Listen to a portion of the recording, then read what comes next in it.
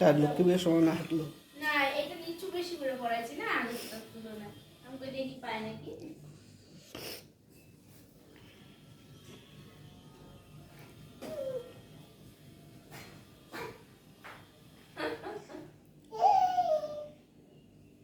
কি সরস্বতী ঠাকুরটাকে দেখাচ্ছে, দেখাও দেখি। সরস্বতী ঠাকুর দেখাচ্ছে, নামা দাও।